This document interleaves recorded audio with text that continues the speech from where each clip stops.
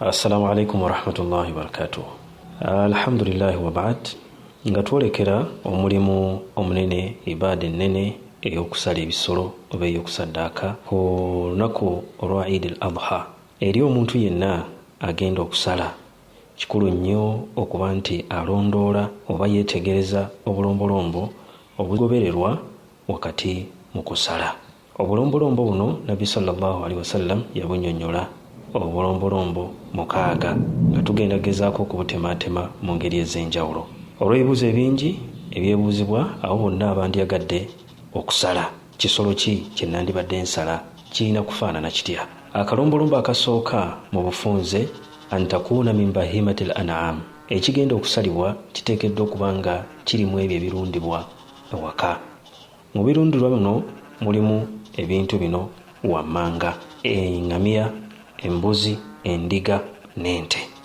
Ebintu ebyo bina bikulu nnyo okubyetegereza, byokka byolina okusalamu. Akalombolombo akookubiri antablugha as-sinnu al-mahdud shar'an, era oyina okuba nti weetegereza emyaka ekyo ky'ogenda okusala gye kiina. Waliwo emyaka emitongole egyalambikibwa mu mateeka gye tusaanidde okuba nti tugenderera nga tusala, era emyaka gino gya tunnyonnyolwa. Mu myaka gino eri agenda okusala endiga ad-da'n ma tamma 6 ashhur, erina okuba nga etuusizza emyezi 6.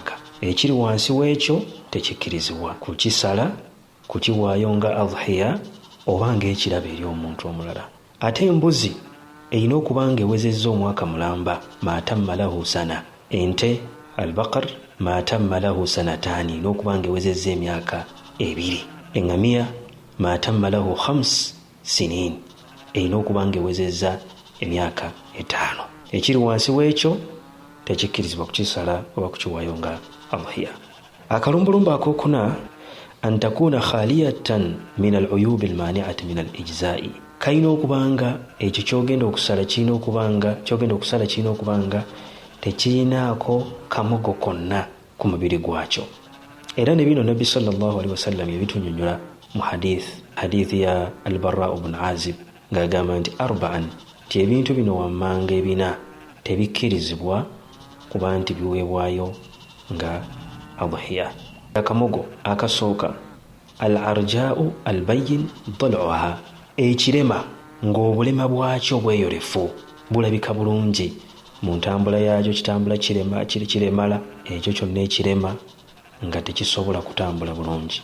Akookubiri akamogo awra'un al-awra'u al-bayyinu awruha, ekizibe ky'amaaso ng'obuzibe bwakyo bweyolefu. Obuzibe busobola okuba nga buli ku maaso gombiriri nga gonna tegalaba, oba ku liiso erimu. Kati bw'olaba nga ekisolo kizibe ky'amaaso oba kyaziba amaaso tekiraba, ako kamogo tekisaanidde kusalibwa nga adhiya. Ekirala walmaridatu albayyin maraduha, ekisolo ekirwadde ng'obulwadde bwakyo bweyolefu bulungi, ng'okiraba omusujja gukiruma, kale ekisolo ekirwadde kyonna nakyo tekikkirizibwa kubanga kisalibwa nga adhiya, nakyo tukyetegereze. Al ajfa'u allati la tanqa, ajfa kyekisolo ekikovu,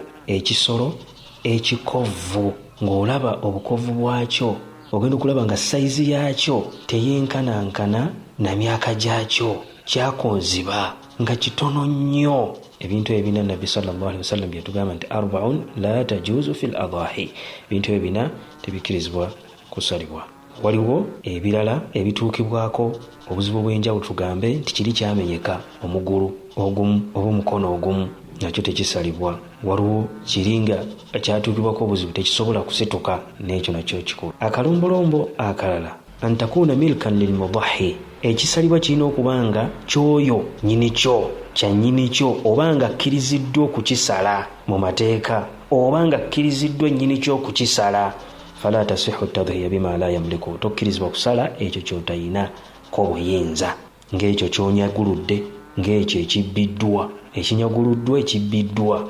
Era ne woozuula nti w'ogenda okukijja ekisolo ekyo kyabbiddwa bubbibwa, ekyo kireke. Okujja nga totegedde naye bw'otegeerako kireke, kubanga era banaabanoonyereza okukakasa nti kikyamu, oba banoonyereza ebisolo bino ebyabbiddwa ne bakizuula nti naye wakitutte ojja kakkana nga naawe okwatiddwa, ojja kugenda okwebuzaako naguze ekiguli nakoze eki naye nga ebizibu bikutuuseeko.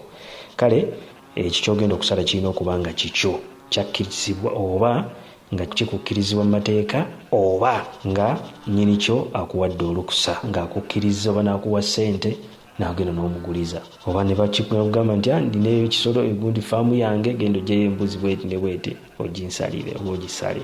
Akalombolombo akalala ekyo ekigenda okusalibwa kirina okuba nga alla yataallaq biha haqqun lilghayri fala tasihhu tadhiya bilmarhun, nti tekirina kubaako nakakwate ka mulala nti kyagundi ng'ekintu ekiriko omusingo nti oli yakusingira embuzi ye bw'anaaba afunye ssente ogimuwe yakuwa ssente zo kati gwe n'ogisala, ekyo nakyo tekikkirizibwa. Ako nako kalombolombo. N'akalombolombo akalala akasembayo an yudahi biha fi lwakti almahdud shar'an, okusala ekisolo ekyo ng'okisalira mu budde obutuufu bwakkirizibwa. Wa huwa min ba'di salati al-Eid, ng'obudde obwo ekisolo kino tukisala oluvannyuma lw'eswala ya Eid ku lunaku olwa Eid lwennyini olw'okusala ebisolo ila ghurubi shamsi min akhiri yawmi ayami tashriq, okutuusa enjuba bwegwa mu lunaku olusembayo olwokusatu mu nnaku essatu ez'okkalirira ennyama oba ez'okwanika ennyama, nga lunaku olw'13 omwezi ogwa Dhulhajj. Era ekyo ne kiraga nti ennaku ze tusaliramu ebisolo ziri ennaku nnya: yawmul Eid, olunaku olwa Eid ba'da as-sala, oluvannyuma lw'essala. Bw'osala olubereberye lw'essala, okusala okwo tekukkirizibwa nga adhiya. Wa 3 ayyamin ba'da, n'ennaku 3 oluvannyuma lw'olunaku olw'essala ya Eid. Nabbi sallallahu alayhi wasallam yatugamba mu hadithi gye mmaliza nayo, man dhabaha qabla as-sala, muntu yenna asala olubereberye lw'essala ng'essala tennasaalibwa ya Eid, fa innama huwa lahamun qaddamahu li ahli, ebeera nnyama gy'awadde abantu be oba gy'atuusizza eri abantu be, walaysa min an-nuski fi shay'in, mu kusala batalinaamu kintu kyonna mu kusala okw'omu mateeka okwa adhiya. Abanga aguze wali kilo y'ennyama kilo 2-3 n'azitwalira abantu be, naye obulungi n'empeereza okusala adhiya aba tazifunye. Kale twetegereze obulombolombo obwo tufube okulaba nti